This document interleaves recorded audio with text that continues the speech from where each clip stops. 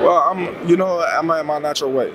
People said that you guys look very similar in size, like you were mentioning. If anything, maybe a little bigger in that face-off yesterday. I don't care if he bigger or if I'm bigger. We still got to fight.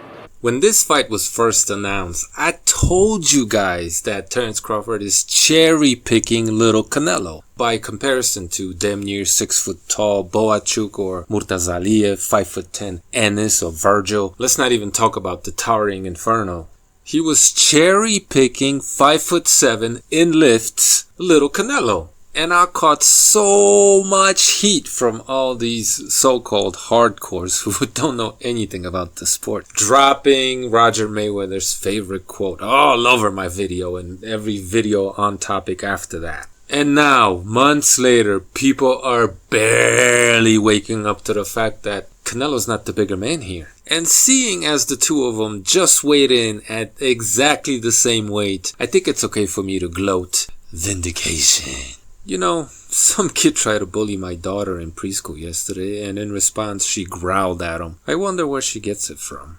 Anyway, so much as I get criticized with people telling me that I don't know anything about the sport, that actually isn't true, guys. I'm just ahead of my time, and probably yours too. Little do these little kids know, but the very first video prediction I made must have been Yuriorkis Gamboa versus Rogers Motagua. And that's maybe even a year after starting to make YouTube videos, after I finally worked up the courage to even make predictions. Something these little kids sniping from the shadows understand very well, seeing as they themselves don't even have the courage to put themselves out there like that.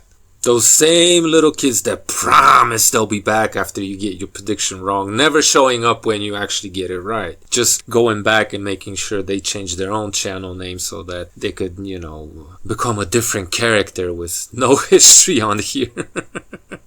Just to be right back at it the next day, telling everybody else how they don't know anything about the sport. Come on, man. We see you. This shit is tired. You're not impressing anybody. But yeah, I told you Canelo wasn't any bigger than Crawford, and now everyone is waking up to it. Everybody wants to talk about Victor Conte and PED testing, basically repeating the same stuff I started talking about 10 years ago now. Nobody spoke about the concept of aggressive counterpunching until I made that Triple G versus Rosado film study explaining to people what that was.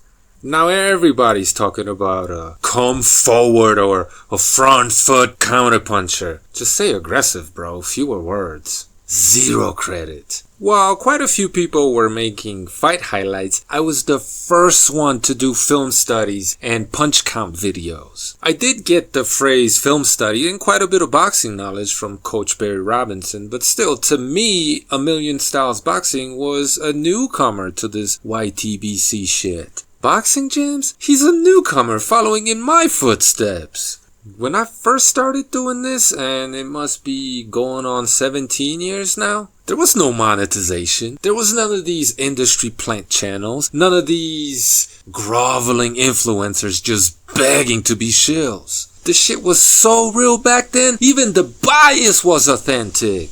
And even though I wasn't the first one to make YouTube boxing videos, not by a long shot, today there are maybe 4 of us still left from the originators of this YTBC shit. There's Blood Boxing, I think D-Style's still around, and Joe Habib. And to be fair, all those 3 got months, maybe even a couple of years of seniority on me. So while we were watching and film studying someone like Gamboa on the come up, predicting his future fights and discussing potential matchups, watching him move up to 135 and look like shit in his first fight there, and in my opinion clearly losing to Darles Perez, proving that he's not a good lightweight. Now I have to deal with some of these clowns, many of whom weren't even born yet, telling me how Gamboa was an amazing, great pound-for-pound fighter and Terence Crawford's victory over that dude is somehow significant. And if I say anything to the contrary, it's I who doesn't know anything about boxing.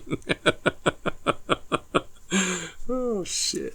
But be that as it may, I told you Canelo wasn't any bigger, and here we are. Welcome, slowpokes. So recently, I again started watching a fairly popular boxing podcast that I also helped build when it was barely fledgling many years ago. And a good 25% of the callers and probably half the panelists are just straight ripping off my videos, giving zero credit. This is the thanks I get. This is the thankless job that we do, some of us, for you here. So don't be surprised if once in a while you get a little bit of piss and vinegar out of me, alright? And above all, respect the architect. So yeah, 167.5 on the dot, both of them. So obviously the same size, right, boxing champs? Obviously. With Crawford still a couple inches probably taller with 3.5 inches of reach on Canelo, so still the bigger man. But speaking of wingspan and actual boxing reach, I'm gonna leave you with a little tidbit that no doubt eventually will pick up steam and everybody will finally consider in their boxing analysis and never give any credit. To the sharper tools in the shed out there, or those of you that may have seen my pertinent videos, I already gave away the secret: wingspan versus boxing reach. And don't you find it interesting, or better yet incoherent, that those who are so desperate to paint Terence Crawford as the little guy here completely ignore height and reach and act as if width and girth were the only dimensions that mattered, probably just projecting their own insecurity, those pencil dicks. But back to wingspan and actual boxing reach. Because the name of the game isn't eye-poking, who gives a shit how long Terence Crawford's fingers are? And they're much longer than Canelo's. Just look at them. Which means what? Well, it means that those 3.5 or even 4 inches of reach that Terence Crawford has on Canelo is all in the fingers. Which means what? Their boxing reach is the same. Which means what? That anytime Terence Crawford wants to put some hurt on Canelo or hit him with a good shot, he's gonna be there for Canelo to hit him. He's gonna be in Canelo's wheelhouse, which is probably why he's trying so hard to intimidate him. And it's not working. Look at how Canelo is gonna dictate to him. Yes, sir. Anything you want, sir. I'll follow your lead. Psst, look at him. He's a good boy already. I'm disappointed.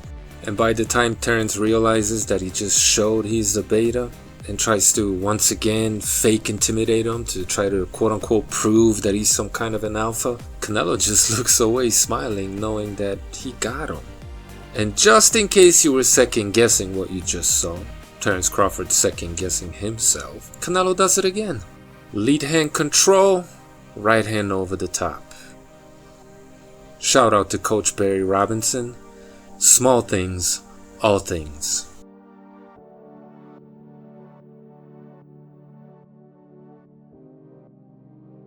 What do you say to people who are questioning your chin at this weight? Hey, listen, I ain't never been down yet, so hey.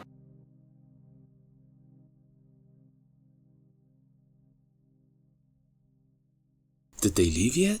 Who? All the clowns, obviously. They're probably gone. Who wants to bet there's gonna be some people in the comment section talking about that which they willfully ignored because it was convenient, right? Rehydration weights.